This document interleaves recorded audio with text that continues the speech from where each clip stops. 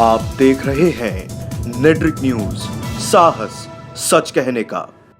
नमस्कार, नेट्रिक न्यूज में आप सभी का स्वागत है। मैं हूं आपके साथ सपना दुबे। लोकसभा चुनाव 2019 में बीजेपी ने राजधानी दिल्ली के 6 सीटों पर उम्मीदवारों के नामों की घोषणा पहले ही कर दी थी, लेकिन एक सीट को लेकर बीजेपी अपना फैसला नहीं कर पा रही थी।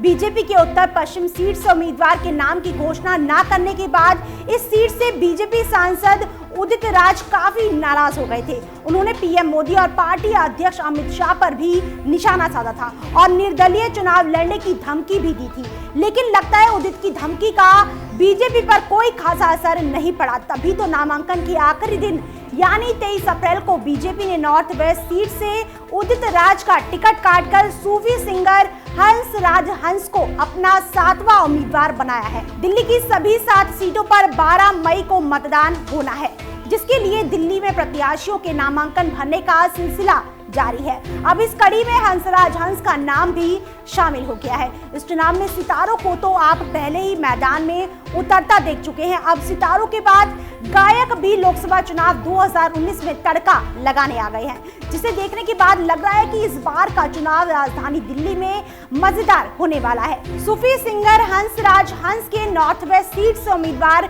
बनाए जाने से एक बात तो साफ हो गई है कि उदित राज का पत्ता कट चुका है और बीजेपी को इस सीट के लिए अपना नया दावेदार मिल गया है। हंसराज हंस ने सबसे पहले वाल्मीकि मंदिर पंचकुइया रोड होते हुए अपना नामांकन दाखिल किया। ऐसा पहली बार नहीं है जब हंसराज चुनाव के मैदान में हो। इससे पहले हंसराज हंस ने साल 2009 में पंजाब की जालंधर लोकसभा सीट से बीजेपी अकाली दल गठबंधन से चुनाव लड़ा था।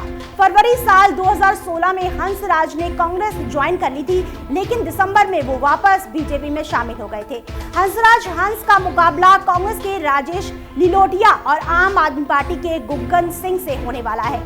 बीजेपी ने सीट पर एक बड़े दांव को चलते हुए हंसराज हंस को मैदान में उतारा है, लेकिन वहीं हंसराज को टिकट देने के बाद बीजेपी नेता उदित राज बीजेपी से काफी खफा है और वो जल्द ही पार्टी छोड़ सकते हैं। उदित ने अपने नाम की घोषणा ना होने के बाद ही बीजेपी पर हमला बोलते हुए ट्वीट कर कहा था कि जब बीजेपी उनकी नहीं सुन रही है तो निर्दलियों के साथ कहां से न्याय करेगी। बीजेपी से टिकट ना मिलने के बाद नाराज उदित राज ने बीजेपी से अलविदा कहते हुए अपने आधिकारिक ट्विटर अकाउंट से चौकीदार शब्द हटा लिया है।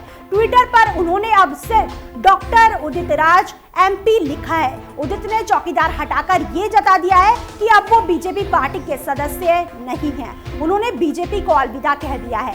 हंसराज से पहले दिल्ली के ईस्ट दिल्ली सीट से बीजेपी कैंडिडेट और क्रिकेटर गौतम गंभीर ने अपना पर्चा दाखिल करने से पहले रोड शो किया।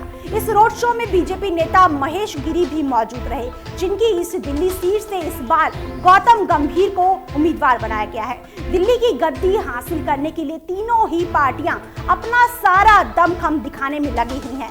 आखिरकार किसकी मेहनत रंग लाती है, ये तो चुनाव के नतीजे आने के बाद पता चल जाएगा। फिलहाल इतना ही। बाकी ऐसी और बड़ी खबरों के लिए वीडियो को लाइक और शेयर करने के साथ साथ चैनल को सब्सक्राइब करना ना भूलें। हमारे साथ जुड़े रहने के लिए हमारे YouTube चैनल को सब्सक्राइब करें, साथ ही बेल आइकन को दबाएं। नेट्रिक न्यूज की खबरें सबसे पहले देखने के लिए।